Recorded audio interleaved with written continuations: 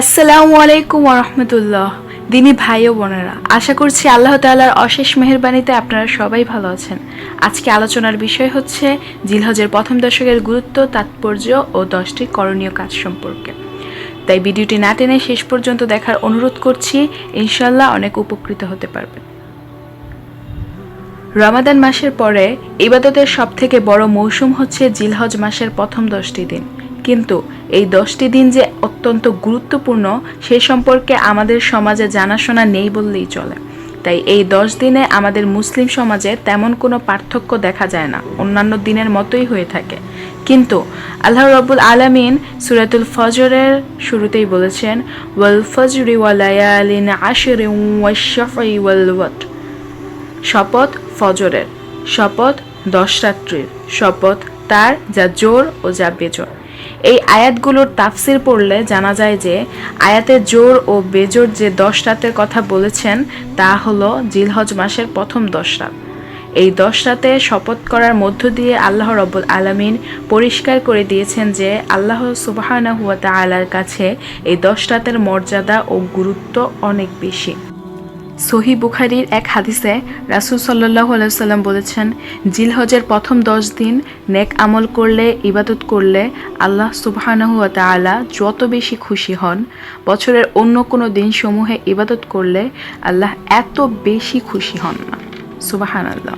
অর্থাৎ এই 10 দিনের আমল আল্লাহ সুবহানাহু ওয়া তাআলা যত বেশি পছন্দ করেন বা তার কাছে ভালো লাগে, অন্য কোনো সময়ের আমল আল্লাহর কাছে তত বেশি ভালো লাগে না। আল্লামা ইবনে হাজার আল আসকালানি রাহমাহুল্লাহ বলেন, জিলহজের প্রথম 10 দিনের এত বেশি গুরুত্ব আল্লাহ পবিত্র কোরআনে দিয়েছেন। রাসূল সাল্লাল্লাহু আলাইহি ওয়াসাল্লাম হাদিসে উল্লেখ করেছেন, তার একটি উল্লেখযোগ্য কারণ হলো এই দশকে ইসলামের যত মৌলিক ইবাদত আছে সবগুলোর ইবাদতের সমাহার পাওয়া যায়। অন্য কোনো দিনে বা দিনগুলোতে মৌলিক ইবাদতগুলোর এত বেশি সমাহার দেখা যায় না। যেমন নামাজ, রোজা ও জাকাত, এই ইবাদতগুলো বছরে অন্য সময়েও পালন করা যায় এবং এই 10 দিনেও পালন করা যায়। কিন্তু হজ ও কুরবানি নির্দিষ্টভাবে এই দশকেই পালিত হয়। তাছাড়া আরও অনেক নেক আমলের সমাহার রয়েছে এই 10 দিনে। তাই রাসূল সাল্লাল্লাহু আলাইহি সাল্লাম এই দিনসমূহকে বছরের সর্বশ্রেষ্ঠ দিন বলে আখ্যায়িত করেছেন। মাস হিসেবে রমাদান মাস সবথেকে শ্রেষ্ঠ, তারপরেই এই 10 দিন।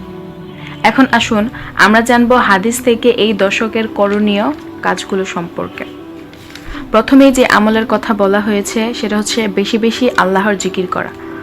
এই 10 দিনে বৈধ উপায়ে বেশি বেশি আল্লাহর জিকির করা সম্পর্কে পবিত্র কোরআনে উল্লেখ রয়েছে। নাম্বার 2, বেশি বেশি নেক আমল করা, অর্থাৎ দৈনন্দিন যে নেক আমলগুলো আছে, নামাজ পড়া থেকে কোরআন তেলাওয়াত করা, এই সব কিছুই এই 10 দিনে অধিক গুরুত্বের সাথে আদায় করা।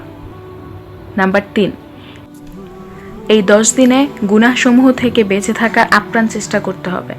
অন্যান্য সময় যেই গুনাহগুলো থেকে বেঁচে থাকার চেষ্টা করা হয়, এই 10 দিনে আরও বেশি করে চেষ্টা করতে হবে এই গুনাহগুলো থেকে বেঁচে থাকার। নাম্বার 4, যাদেরকে আল্লাহ তাআলা সামর্থ্য দিয়েছেন তারা হজ আদায় করবে। নাম্বার 5, কুরবানি করা। যাদেরকে আল্লাহ তাআলা সামর্থ্য দিয়েছেন তারা আল্লাহ তাআলার সন্তুষ্টির উদ্দেশ্যে কুরবানি করবে।